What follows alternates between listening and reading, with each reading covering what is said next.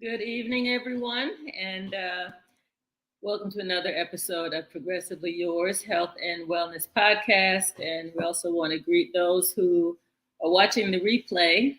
Whenever you watch it, it's fine with us. It's always wonderful information, and we're just happy to be here and to share with you all. I'm Dr. Imani Ma'at. I'm J. Bernard Kine Sr. And together we are Sankofa Institute for Wellness.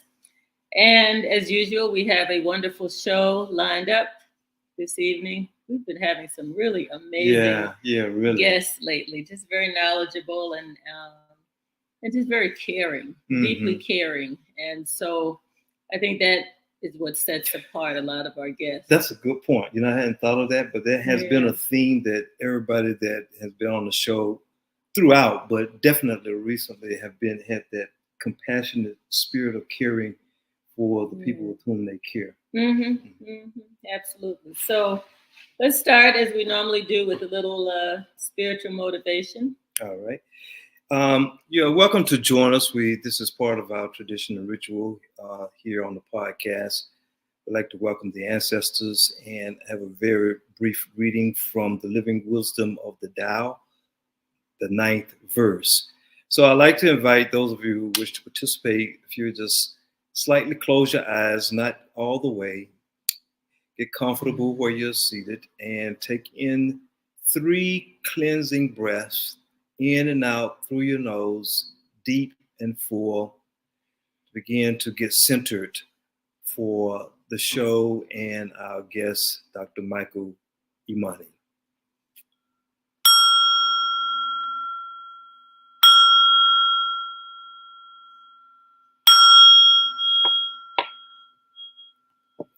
We give thanks to the ancestors for the opportunity of sharing in this forum once again. And may the ancestors cover us as we are here to learn and to grow and to heal within ourselves and through the words and the wisdom of he who shall share with us this afternoon, this evening, I should say. It is indeed for the ancestors. Ashe and Namaste.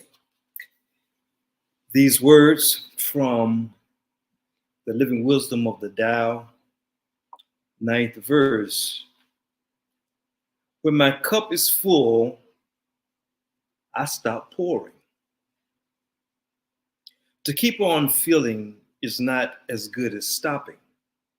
Overfilled, the cupped hands drip. Better to stop pouring. Sharpen a blade too much and its edge will soon be lost. Fill your house with jade and gold and it brings insecurity.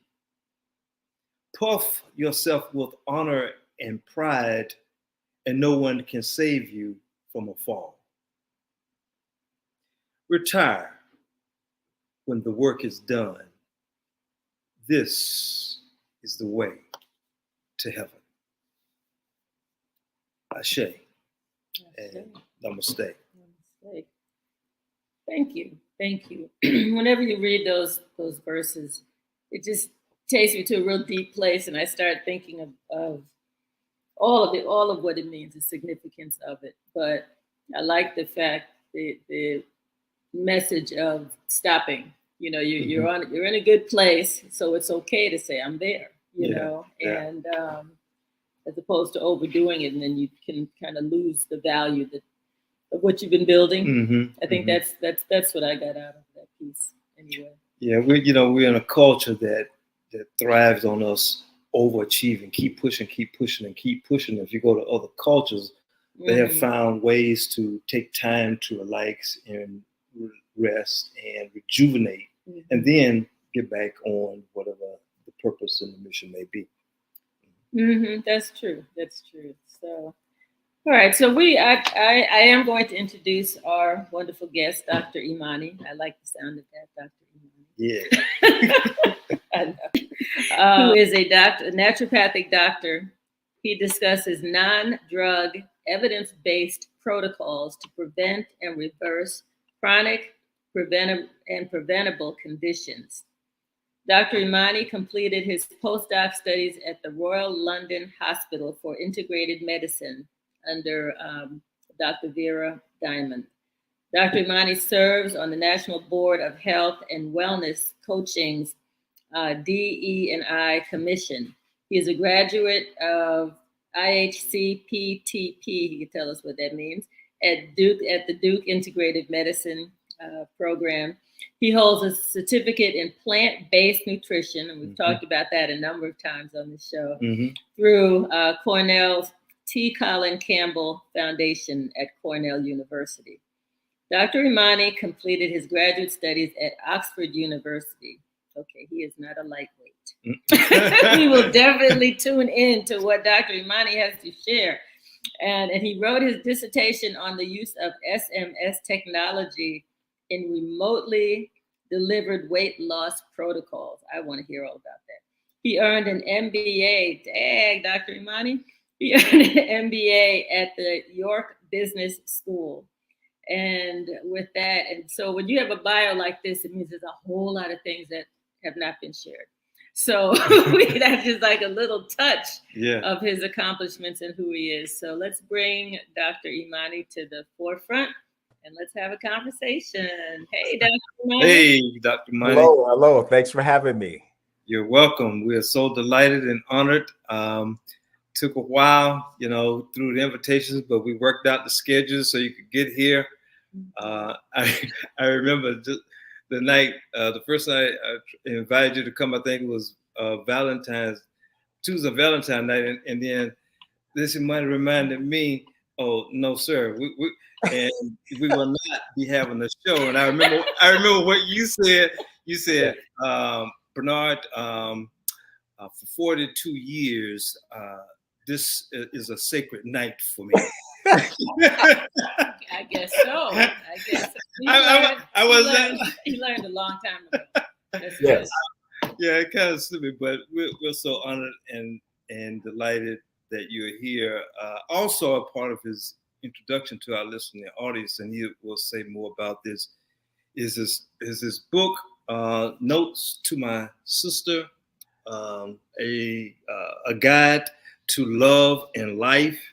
And I have a few pages as I was skimming and reading through the table of contents that I want to ask you about, but we'll get to that also during the show. But as we begin, Dr. Imani, tell us about who you are from the context of your early life, because before you arrived and achieved all these outstanding accomplishments, there was someone who was developing up in a community with models and elders and teachers. Yeah. Tell us a little bit about your early life foundation, what you feel okay sharing with us. Okay, thanks. So first of all, because I'm going to get confused otherwise, let's just go with Michael. Let's drop the Michael. We'll drop the doctor, because there's two Dr. Imanis on here. Okay, you be Michael, I'll be Imani. Okay. All right. So I was born at a time, my dad was in the military. So back then, you didn't stay at a place for multiple years. Right. So from K through 12, I only went to the same school twice. Wow. We were either in a different state or a different country. I was the oldest of 5, and we moved around a lot, and that has advantages and disadvantages. So we were military kids. And what I think that does for you is it opens you up to new experiences and new people, and it doesn't allow you to get set in a kind of rigid way of thinking, because There were different cultures that we were going to, different people, different, as you all know, this country, the US, is really like 4 different countries. The South is different uniquely from the Northeast, which is different from the Midwest, which is uniquely different from the West Coast. So we moved around a lot. My early, to answer your question, what led me kind of to the path that I'm on now was as the oldest of 5, I remember distinctly we were living in Germany, and I was in the back just doing something, and it got quiet. And I went up front, and my mother was laying on the floor unconscious. And that was the first of 4 heart attacks that she experienced in her lifetime. Now, my mother was a tiny woman. She was 4'11". She never weighed more than 110 pounds in her entire life. And so as the oldest, as we progressed through schools and different assignments, I would tend to go to the doctors with her. And as I listened to her experience and listened to the doctors, none of it quite made sense, because as a young child, she never got better. She never got better. But what I did notice was that the pill box always grew. So there were more meds to counter side effects of the other meds and whatnot. And so that shaped the way I think about health and wellness, and the way I think about traditional medicine versus a more natural approach, which is kind of where I am now. Oh, thank you. That's powerful story, which, you may have answered what I had written down, because I was curious who inspired you in your early life to pursue healthcare. But, just that story alone seems to have been a powerful motivator, even if not totally conscious at the time, unconsciously to springboard you toward naturopath and medicine. Is that right? Yes, that's correct. Yes. Because none of it never made sense. She never got better. Wow. She was vibrant, tiny woman. And I said, and she always had access to healthcare. So it wasn't the case that we find today. It wasn't a question of not having access. She always had access to the best specialists and everything. But the answers never appeared. She never reversed what we now know today is actually preventable and reversible. Right. Right. Yeah, that is motivation. We've seen so many people, and like you said, the pill box grows. There's just more medications. I remember both my parents had passed in the past year. Have transitioned in the past year, and in fact, my mom passed on Valentine's Day. So I think she's going to catch up with my dad, but. I remember like a year ago asking my dad, because I saw the pill box, and I'm like, okay, so what's that one for? I don't know. What's that one for? I don't know. I said, what's that one for? I don't know. I'm like, why are you taking it? Because the doctor said to take them. And we researched, and maybe 1 or 2 of them were kind of significant, but a lot of them were just really optional, and they were just because they were elderly. And they look at statistics, a 90-year-old Black male, he must have high blood pressure, so let's give him high blood pressure medication, and he didn't have high blood pressure. Right. So I was able to see stuff like that. So I can only imagine the frustration that you experienced seeing your mom, like you said, not getting better in spite of the care. Yep. Yeah. So also connected with the path of your journey, as I was reading through part of your book, and on this page of dedication to my mother, my 3 sisters, and my princess, I thought that was very warm, and a page just to those sisters alone. It's very touching, and I like what you said on the page behind that. Everything I am and ever hope to be is due to the princess, my wife. So look, I got to correct you. All right. So look, I'll get in trouble otherwise. This is not her. This is me. Every woman's a princess. Yes. But she's the princess. Yes. Because Right. everyone wants to be a princess. Yes. I'm not mad at That you. one's sitting right beside you. Exactly. Yes. So Michael, as I was reading through part of the book, tell us how Greek mythology has informed how you practice this art. So it's a really interesting question. So if you think about mythology broadly, whether you're talking about the Power of Myth by Joseph Campbell, it Yes. informs the stories we tell each other. But more importantly, it informs the stories that we tell ourselves. And what I mean by that is the book came about by over the last quarter century, probably thousands of brief conversations, many of which were with intelligent, forthright, strong women. But the myths that we tell each other will limit our possibilities. And really, the book is a testament to primarily what I learned from my mother, watching her, and in this case, what I learned from the princess. But it was more than just watching because, and we'll get into the chapters, you're the prize, act like it. But she has embodied that for the last 4 decades. And as you know, when you care about somebody, when you live with them, when you learn things, hopefully you learn things. But the lessons I've learned have been more about the stories we tell each other and how those stories can limit us or empower us. And so that the Greek mythology piece was kind of a tie-in with that, just to talk about the broader idea of the stories we tell each other and how we can reframe those stories and how that can be life-changing, because it's like a rocket taking off. If you take off here, if you just shift 1 degree, when you end up at a far different place than you otherwise would be. So my life has been impacted by people that I've watched and tried to learn from, but most of all, the princess and how she's kind of conducted herself and been a model for me to hopefully be a better man. Thank you. Yeah, thank you. That's powerful. Very powerful. Go ahead. Yeah.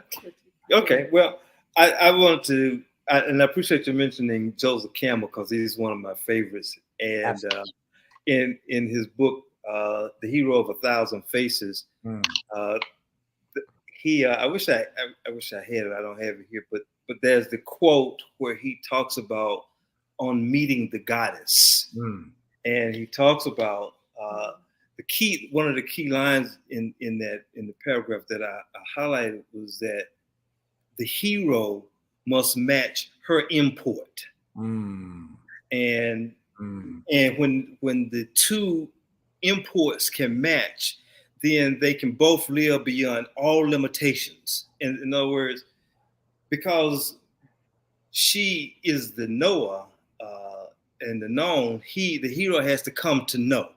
Right. And so the hero cannot come to know without the goddess showing him the way.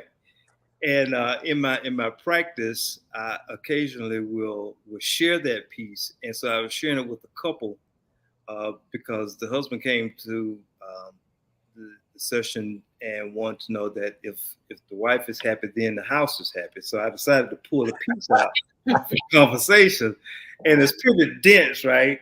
Yes. And so it opened up a very interesting conversation. And this was a couple of years ago when I did this. And so I ended up saying to him is that we have to match their import because it's twofold. They're already intellectual, but the language that they have that we have to learn to acquire is the emotional / spiritual element.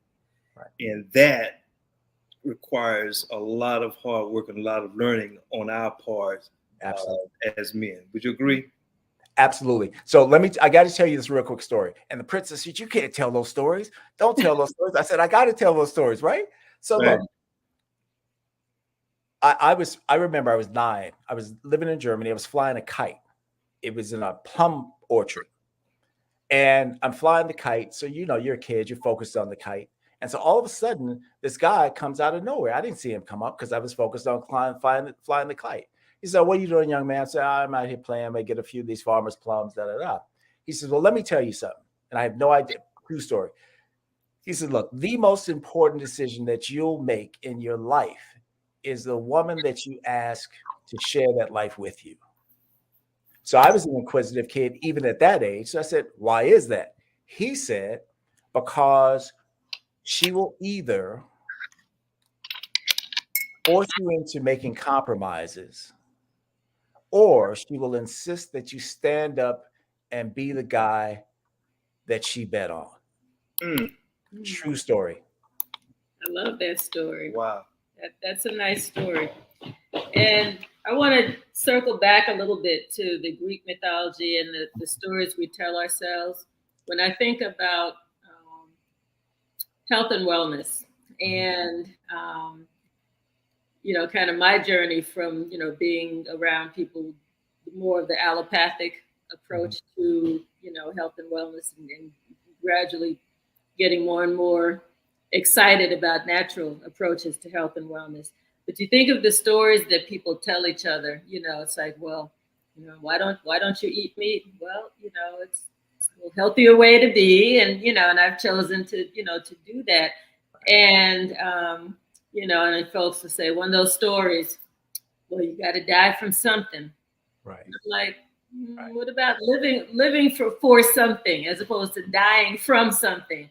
There's so many little, anecdotal kind of stories around choices we make, right, and how we tell those stories over and over again so that they have meaning because we've assigned meaning to them, right? Absolutely. So I was wondering how the storytelling has impacted your work as a naturopathic practitioner. So you two, given your professional backgrounds, you'll be familiar probably with Dr. Milton Erickson. Yeah. I know. Yeah. Yes. So Erickson was he would tell his patients stories. They would come in and say, "Okay, Dr. Erickson, I've got X or I've got Y, I've got this diagnosis, da da da da da." And he would simply tell what are called therapeutic metaphors. And one of my favorite books is by Erickson, by Jay Haley, who wrote after Erickson died. He says, "My voice will go with you." So there's a Native American proverb that said, "Tell me a fact and I'll learn. Tell me something, tell me the truth and I'll believe. But tell me a story and it will live in my heart forever." Powerful. Very powerful. Yes. So what happens is, as you two know, we live in a world now that's more complex, that demands more of our time and attention than ever before, whether we're 9 or 90. And so what I've tried to do is have conversations around therapeutic metaphors. And the framework that I use and have used is a solutions-based framework by Egan. So Egan was a genius, and he wanted to know really one thing, three things actually, because people come to you for solutions, they come to me for solutions. And how I get them there, they're less concerned about. And if it's through a story or through a conversation that feels like a metaphor, it sticks with people. It's always sticks with people. And that's why all of us can remember nursery rhymes when we were 4. Right. You get started, we'd all chime in because exactly. So they're useful, especially in terms of how the brain processes visual imagery and auditory language. So we've tried to use stories to wrap around evidence-based, non-drug, non-toxic things that people can actually improve, reverse conditions, or prevent conditions, right? And so just today, Dr. Imani, there's one of your colleagues at the University of Michigan, and I apologize for not having the name, but she's written a book called Weathering. And she's been doing this research for 40 years. And what the research says is, how can you explain racial disparities in healthcare outcomes? And her thesis is that when you're under constant stress, constant pressure, inequalities, from economic inequalities to access to healthcare, everything else, it wears you down at a cellular level. Mm. It's and now it's widely accepted. Nobody accepted it 40 years ago, but she makes the case that this is what happens. Because I was always perplexed at why these disparities in life outcomes and life expectancies are so out of whack. Mm-hmm. Now, Mm-hmm. I'm going to contact her. I'm going to ask her this question. How do you explain the Hispanic paradox, where the people with the least education, the people with the smallest bank accounts, the people that have the worst living conditions actually have the longest life expectancies in this country? Hispanics. It's called the Hispanic paradox. You have some thoughts? This is a crazy thought, but when I did my undergraduate studies at Mount Holyoke College up in Massachusetts, very, very solid women's college. And I lived 1 year in the what they call the language dorm on the Spanish floor. And so, I made lots of friends with people from around the world, around the globe, who, Spanish was their first language. And so, I mean, this is silly, but we always had an occasion to have a party. Well, it's my grandmother's birthday on Friday, so we have to have a party on Friday, or today is my aunt so-and-so's, it's the day that she got married, so we would party, we would dance. I learned how to do salsa dancing and stuff. And not to make light of a culture. I mean, because there's so many dimensions, and it's not monolithic either, because people move from all over the world. But there's something about celebrating life and staying in the moment and finding joy.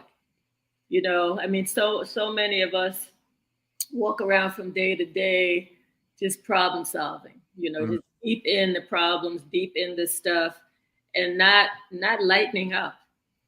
So I mean, if that would make a wonderful dissertation study. It's something just to look in. I mean, like you said, if they have the longevity, right, and healthier lives, there's something there. I've always thought that people who live to 90s, 100s, whatever, you usually see them smiling, and it's like they're just happy, they're not all bent out of shape about what's going on in the news or what's going on down the street. They're just full of gratitude, if that makes sense. So it makes perfect sense. Yeah. So I think there may be something to that. Definitely something to that. I like. Mm-hmm. No, I was going to say there is. So this research, the blue zones, where effectively they looked at 6 places on planet Earth where people live multiple factors longer to 100 years of age than everybody else. And one of the things that they do, which is what you two did at the beginning of this broadcast, was they take a moment to find some spiritual practice. And researchers have found that accounts for 4 to 14 additional years of longevity. Wow. Significant. There's several factors, but that's the one that accounts for the most. Diet accounts for 4 years. So there are other factors, but these blue zones are unique. Okinawa, Nicoya Peninsula, Ikaria, Greece, Okinawa, Japan, and there's only one blue zone in the United States where people live an average of a full decade longer than the average American. One place, a small town in California. Really? What is the town? Loma Linda, California. I've heard. I remember working with people in Loma Linda. I knew you would. Exactly. So big healthcare infrastructure, but the town is predominated by Seventh-day Adventists. It's the home of Seventh-day Adventists. Interesting. Wow, didn't know that. Yes, Yes. the only blue zone in the United States. Yes, and diet and all these other factors where you have a strong social network, a strong religious, spiritual component. Mm-hmm. Diet is key. They're predominantly plant-based, but they live a full decade longer than every other American. It's amazing. Significant.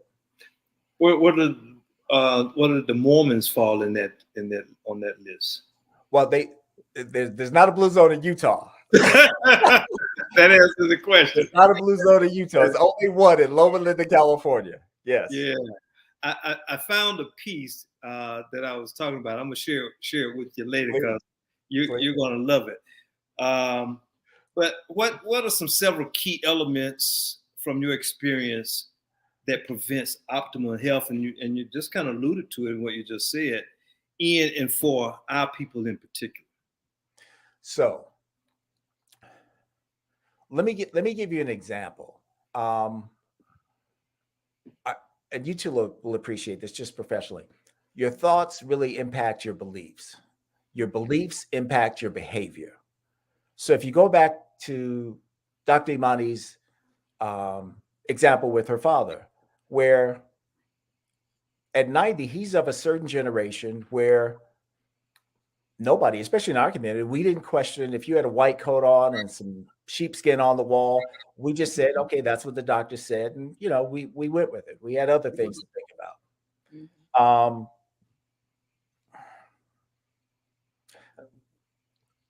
So the idea now today is medicine has lost part of its cachet. We don't believe like we used to. We're more critical. And my argument is part of what happened when pharmaceutical companies had to tell you what the side effects were for medications on the commercials. People began to think differently. They said, well, why would I trade off A for 1, 2, 3, 4, and 5? That didn't make sense. Right. So my argument when I talked to my MD friends, I said, look, all this stuff comes down to 3 things. And this happens in a millisecond, really 200 milliseconds. When you walk into your physician's office, people make an assessment based upon mirror neurons, whether they like you, whether they trust you, and whether they believe you share their values. So they've done research studies where essentially, and this is what we talk about, unconscious bias. Most people aren't walking around with some kind of agenda. Some people are, but most people aren't. But what happens is you talked about culture at the very outset, the very top in your initial comments. Culture is important because we've got a few seconds to communicate. I like you, I trust you, and I'm here to help you. And if we don't get that right, here's the amazing thing about that. They've got research studies which show if you like your physician, the medication that they prescribe and you take it will be effective. But if you don't like your physician, the same medication won't work as well. That's the power of this whole thing. We talked about the things we can't measure. So much of the things that we're beginning to stick our toe in as a culture, society, are the things we can't measure. We may never be able to measure, right? We know from mirror neurons, this is solid research, and we know that matters. So being able to connect with people on a human level is so important. I make the case that, look, probably the leading thinker in organizational psychology is a guy named Edgar Schein. And Schein has these ideas called relationships levels. What Schein says is, look, from the beginning of time, when people were on the savannah in Africa, people were in caves in Europe, people understood one thing, because the relationship levels are 3. 1 It's either a power relationship. Everybody knows when somebody that has more power to them is exercising a power relationship. Level 2, it's a role relationship. And so today in a digital world, it's harder to constrain people in these kind of narrowly defined boxes of these kind of constrained role assignments. People aren't relating to that anymore. Or the third level, level 3 relationships are human relationships. And those are the people, healers, regardless of whatever kind of work you're doing, they're going to be more effective. They're going to be more effective. So whether I like you, trust you, share your values, and because of mirror neurons that happen in a fraction of a second, I know if it's a power, role, or human relationship. And people always do better in human relationships. Yeah, you're so right. As a practicing psychotherapist, now since COVID, I have to do both. Right. There's a market difference when I'm doing sessions online, even with people that I've been working with prior to the pandemic, who want to continue to work via Zoom, as opposed to those who come into the office. I mean, you can just feel the connection of the human energy to the very point that, and those who come in, they just move deeper, easier, faster, more effectively. You can't put a price on that almost human touch without physically touching. Right. Right. Yep. Makes a lot of sense. What are you most passionate about regarding the healing process for our people? So this relates to I'm gonna digress for 1 second real quick. So Charles Barkley was on 60 Minutes last night, and Barkley talked about the fact that his father left the family at 1, and it fueled him to this very day in some negative ways, but he's reconciled it now. He's worked through it. So in my life, in my mind, there should have been no, if we knew now what we knew then, my mother would probably still be alive. Mm-hmm. So I never want people, we're all going to join that fraternity at some point, but I never want people to join it a day before they have to. Right. Not one single day. So that's what fuels me. To try to talk to people about health and wellness and provide them safe, simple, sustainable solutions. And let me tie this whole piece in, that because we've covered a number of things, but I think the story will tie it in. So if you look at, there's a story today in the AJC about African American men having the highest rates of heart disease in the country. No bueno, not good. Right now, heart disease, as with most chronic conditions, chronic kidney disease, diabetes, heart disease, stroke, all the usual suspects. This is what drives the majority of the cost. 80% of the cost that we shell out in trillions of dollars every single year relates to a handful of diseases, which medication doesn't really fix. This is why everybody's grandma has a pill box that gets bigger and bigger and bigger. So let me just use one example of prediabetes. If people develop they go on to develop diabetes, the risk of heart disease, stroke, heart attack quadruples, 400% increase. The argument that I try to make to people with prediabetes is this. It's not me, Dr. Mike, it's evidence. And here's the evidence. The leading drug is about 45% effective, stopping you from going from prediabetes to diabetes. Okay? Now, we know in the largest study of its kind that was involved in the CDC and the NIH, huge study, thousands of people, the best research, they found that simple lifestyle choices and changes was more effective than the leading drug, 58% effective. 58%. Now, here's the kicker. The kicker is what the researchers, what they went back and said, what if we looked at the people that did 4 out of the 5 simple lifestyle changes? What reduction in risk did they find? They found a 100% risk reduction in that group.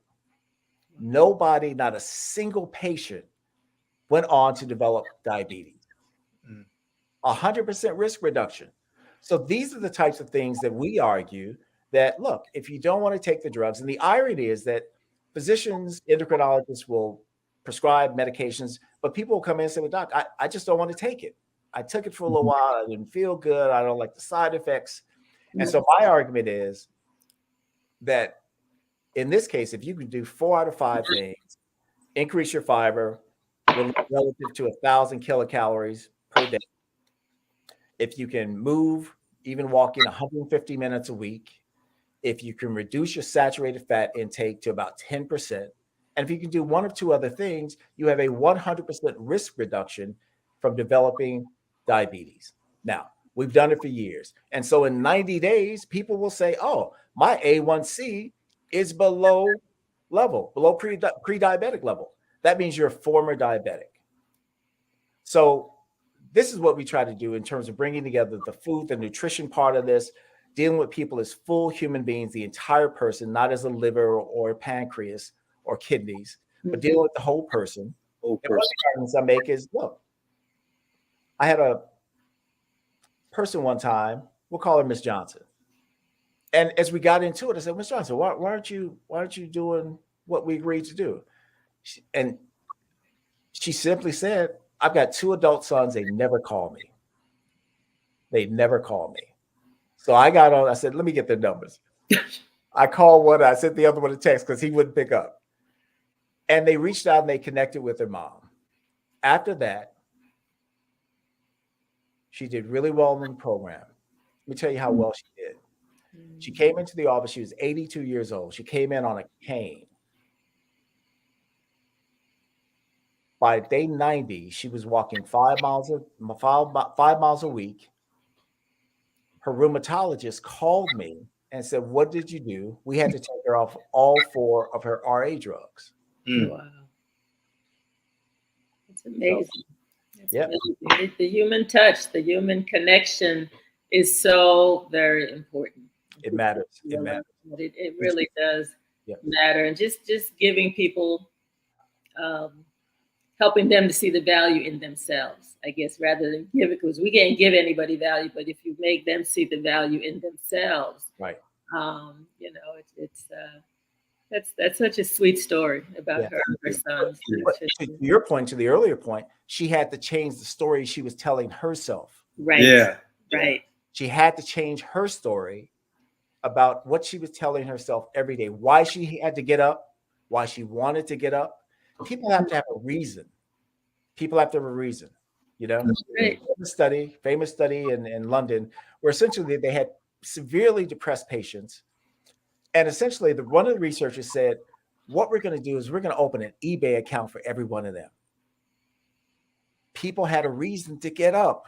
People had a reason to get up. Yeah. Complex. Yes. Mm-hmm. Yes. Tell us a little bit about your center, which I've visited on many occasions. Right. And I come for the colonics, and and you're one of my physicians as it relates. Yes. And why is that important? Why is the gut the center of all of the health, as well as the relationship piece as well? But tell the audience about why colonics and gut health is very important in connection with all of these other diseases. Great question. So here's what we know. We didn't know maybe 20 years ago, but we know the microbiome, your gut bacteria. If you think about a highway that runs from Atlanta to New York City, it's called the enteric nervous system. It's essentially an expressway that runs from our guts up to our brains, right? Okay. And this is why in Chinese medicine for 5,000 years, they've called the gut the second brain. And all of us knew or know where we've said, yeah, I kind of feel it in my gut. Yeah. Mm-hmm. Right? We thought it was just kind of a colloquialism. No, it's directly connected. And so to answer your question directly, here's the argument that I make to people. Look, we live in a world now, there's a new fungus that's beginning to spread. We've got viruses, we've got resistant strains of bacteria. The argument that I make to people is, look, gut health is really important. Here's why. 70 to 80% of your entire immune response comes from your gut. There are 100 trillion microbes, trillion with a T. So researchers have found, and we talk about this gut-brain connection, right? Researchers have found if people get their gut balanced, they're able to sometimes come off of strong antidepressants because their guts rebalance, because of that mind-body connection, because that gut-brain connection. So there's an immune argument that's got solid, sound research behind it. There's a connection element to it where people over the years have come out and they said, well, Dr. Imani, people will come in and, they're young people, they're 30 years old. You forgot your keys. Well, I got brain fog. And sometimes after a cleanse, they'll say, well, I can think clearer.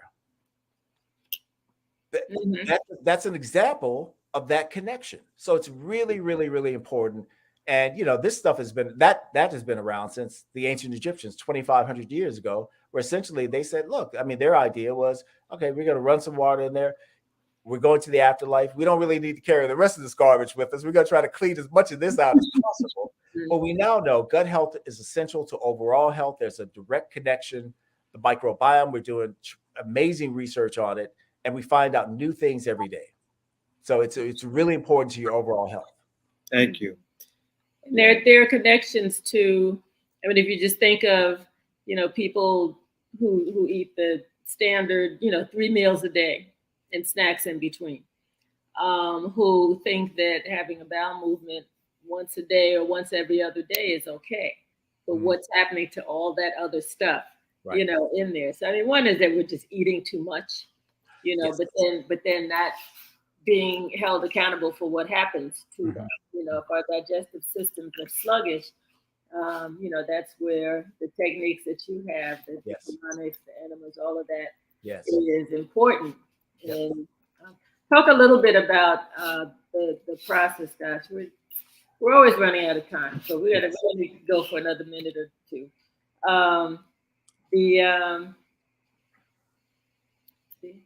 talked about the timepiece. I have like 100 thoughts going through my head at the same time. Okay, forgive me. Go ahead. I'll let you ask the next question. Well, I was finished with the question, but we'll come back to it at the end because we're going to pull your book up. But I wanted to share this with you, and since I had no idea that you would call out Campbell's name, I just want to share this especially with you, so you can play with this with the princess and have some conversation. But I'm gonna read it, and it's not that long, but it's for the audience. It is dense. It goes: The Meeting with the Goddess, page 97 on The Hero with 1,000 Faces, written by Joseph Campbell. Woman, in the picture language of mythology, represents the totality of what can be known. The hero is the one who comes to know. As he progresses in the slow imitation of which is life, initiation which is life, the form of the goddess undergoes for him a series of transfigurations. She can never be greater than himself, though she can always promise more that he is yet capable of comprehending. She lures, she guides, she bids him burst his fetters. If he can match her import, the two, the knower and the known, will be released from every limitation. Woman is the guide of the sublime acme of sensuous adventure, By deficient eyes, she is reduced to inferior states. By the evil eye of ignorance, she is spellbound to the banality and ugliness. But she is redeemed by the eyes of understanding. The hero who can take her as she is, without undue commotion, but with the kindness and the assurance she requires, not deserves, requires, is potentially the king, the incarnate God of not his, of her created world. I love that. That's a nice all right. So look, I can't pick. Okay, so in anticipation to get my lighting right and everything for tonight's broadcast, right? I had to get a safe and I had to get a book to raise it up. So, so the camera would be at an appropriate angle. Mm-hmm. The book I have, and I can't pull it up, but literally it's Campbell's book that my computer is sitting on right now. Out of all the books I could have picked from 3,000 books downstairs, it's the one book that the computer literally is sitting on right this second. He's a bad dude. Wow. I'm just saying. Yeah. And I say is because his thoughts live on. The piece that I was blanking on was, and we probably have to have you back to talk about the importance of enzymes and probiotics and prebiotics and having that that natural balance to keep the gut healthy. But let me just say this real quickly. I'll be brief. Literally, 100 trillion microbes can literally shift from a pathogenic bad bacteria to a healthy, harmful, protective bacteria, the whole environment in 2 weeks. Wow. 100 trillion can shift, because here's why.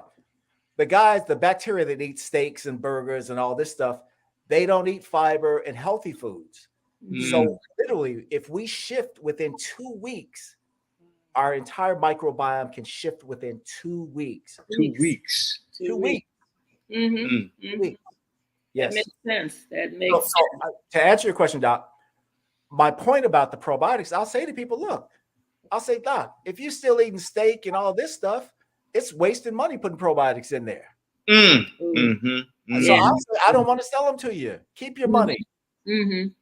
What I do want you to do is make better choices. Think about how you can make that transition gradually so that you extend the possibility of a stronger, healthier, longer life. Right. Thank you. Good answer. Thank you so much for that. And we are out of time. We're going to have you back.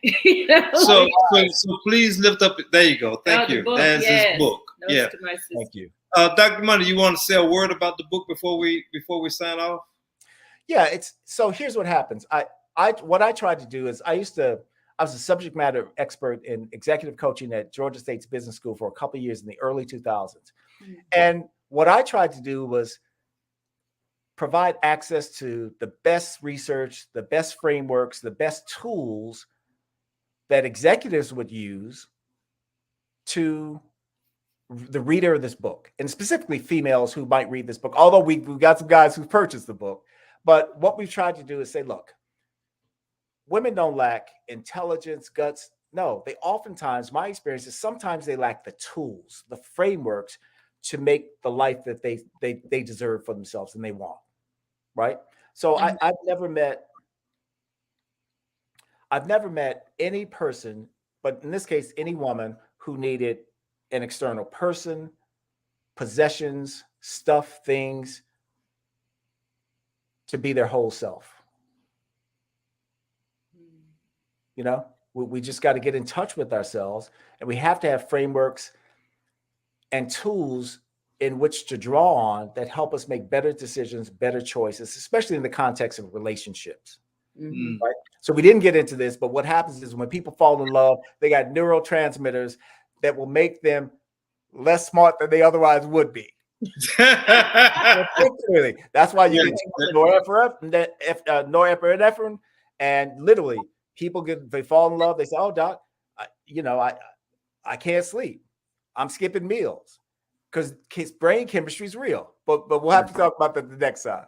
Yeah, we will. Yeah. Absolutely. Thank you Thank so you. much. Thank you for so very much. Thank you so much. spending this time with us. We will invite you back Oh, at yeah. some point, and we'll continue the discussion because there's a lot to discuss. And I look forward to coming and visiting with you. Yep. I'll get back on the schedule soon. Yes, sir. I will.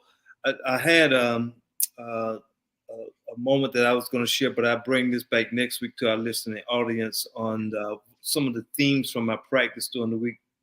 This week it was going to be lesson on self-compassion, which connected with what Dr. Imani was talking about, which is love of self. But I bring that back next week. Michael, thank you so very, very much. You have blessed us richly with energy, with information, with sight as well as insight. We appreciate your compassion for the community and the people, and we are absorbing and taking that in and feeling inspired to continue to do what it is that we do. Thank you. Thank you so much. There were some comments there. People were really excited by what you were sharing. So thank you to our listening and watching audience for tuning in. And next week, we're going to have a good friend of mine, Dr. Spencer Murray. Him and his wife, Erica Murray, are going to be talking about a new program that they have related to